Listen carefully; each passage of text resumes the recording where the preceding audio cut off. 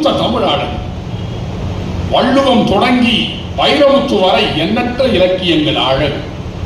இந்த அழகான தமிழ் இலக்கியத்தை வாசிக்க நேசிக்க தமிழகமெங்கும் புத்தக திருவிழாவை நடத்தி கொண்டிருக்கிற வரிசையிலே இன்றைக்கு சிப்பாய் கழகம் வேலூர் புரட்சி என்று சுதந்திரத்திற்கு வித்திட்ட இந்த வேலூர் மண்ணை தொட்டு வணங்கி என்னுடைய உரையினை தொடங்குவதற்கு நான் பெரும் மகிழ்ச்சி அடைகின்றேன்.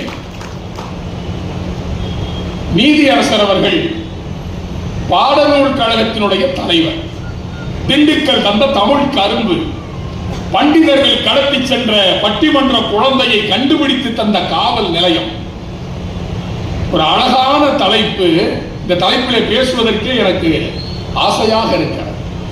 நீரின்றி அமையாது உலகு என்று வள்ளுவன் சொன்னார். நான் கொஞ்சம் மாற்றி சொல்லுகிறேன். நூல் இன்றி அமையாது உலகு. அந்த புத்தகமும் படிப்பும் படிப்பாளிகளும் தான் இந்த நாட்டை உயர்த்தியவர். வெள்ளக்காரன் 200 ஆண்டு காலம் இந்த நாட்டை கொள்ளையடித்து, இந்த நாட்டை கொள்ளையடிக்காதவன் யாருமே கிடையாது.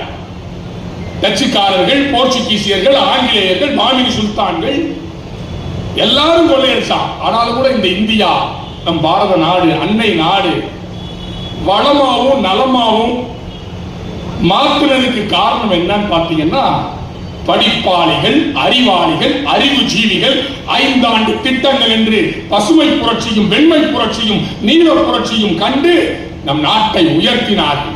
பாட்டாளிகள் நாங்கள் குறையா சொல்லலைங்க. தமிழ் ஒரு அற்புதமான மொழி. தொழிலாளி, பாட்டாளியை குறிப்பதற்கு தொழிலாளி என்று ஒரு சொல். அந்த தொழிலாளிங்கிற சொல்ல எடுத்து பாருங்க நீதிபதி அவர்களே.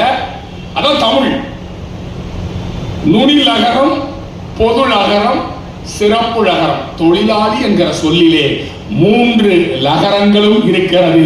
பாட்டாளியை பெருமைப்படுத்துகிற நாடு தமிழ்நாடு, தமிழ்.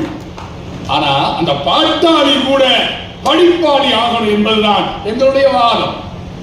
சும்மா கிடந்த நிலத்தை கொத்தி சோம்பல் இல்லாம ஏறு நடத்தி, கம்மாக்கரையை ஒசத்தி கட்டி, கரும்பு கொள்ளையில் வாய்க்கால் வெட்டி, சம்பா பயிரை பறிச்சு நட்டு, தகுந்த முறையில் தண்ணீர் விட்டு, நெல்லு விளைஞ்சிருக்கு, வரப்பு உள்ள மறைஞ்சிருக்கு, காடு விளைஞ்சு என்ன மச்சான் நமக்கு கையும் காலும் தானே மிச்சம்னு வருத்தப்படுகிறார் பார்த்தீங்களா?